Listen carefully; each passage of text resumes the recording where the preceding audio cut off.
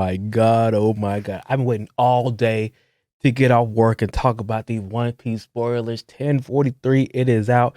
You all know why you're here. I know why you're here. We can see it on the screen.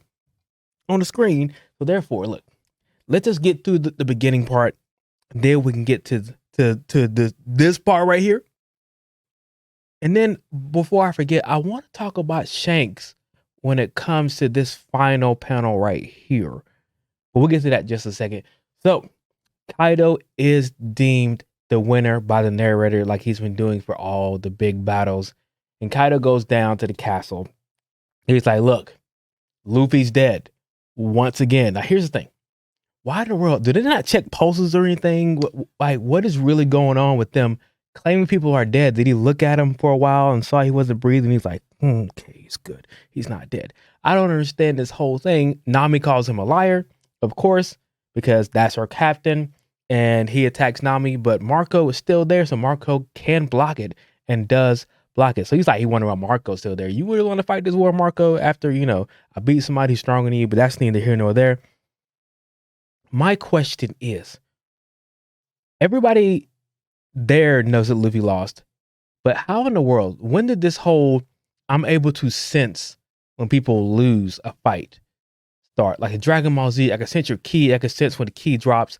So apparently, Law and Kid sensed that Luffy lost the battle, and even though they said in the last chapter, like, if Luffy loses, there's nothing they can do, they can't beat Kaido, they still go towards Kaido to still fight him because they're not giving up, which, they're not supposed to. They're captains. They want to be the best. They want to be on top of the mountaintop, so they can't give up. Now let's get to Momo for a quick second. Momo hears this. Oh yeah, by the way, he hears that he should give up because Kaido's not going to stop attacking until Momo gives up. So Momo is still following the theme of last chapter, and he still wants to give up. Even if his people live kind of a meager, starving, poor existence in life, he still wants them to be alive. So he's like, look, I might as well give up. Luffy's lost. This whole raid is a failure now. We can't do anything. And then Yamato's like, nah, bro. If we're going to die, let's die together, going out fighting. Okay. Here's where we get to the big, I still don't even know. I still don't know. Denisha's like, what was that? What was that sound? I haven't heard this in 800 years. 18 years, 800 years. Mom was like, what's that? What you hearing, bro? He's like, the drums of liberation. He is here. Mom was like, who was here? Like, Joy Boy has arrived. It shows Luffy. He's laughing silently. You see the smile on his face. You see his hat start to melt around him. You see the heat coming off his chest and coming from his mouth. And Luffy is definitely awakening.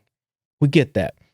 We don't know what his devil fruit is doing. Matter of fact, we don't even know what his devil fruit is, for being honest, because the girl said came and said that there was some mystical devil fruit, that his name was changed in devil fruit book and, changed in history. So people wouldn't know what it was. People wouldn't freak out.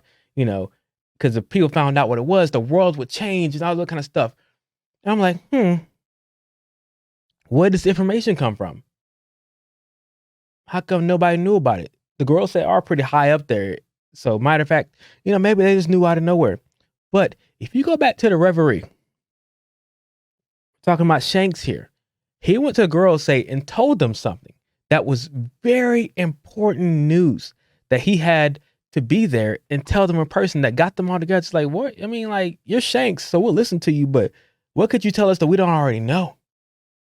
And then all of a sudden, they're coming after Luffy. He's talking about kill him no matter what. If this devil fruit activates, if it awakens, we're all in trouble. And I think that's what happened.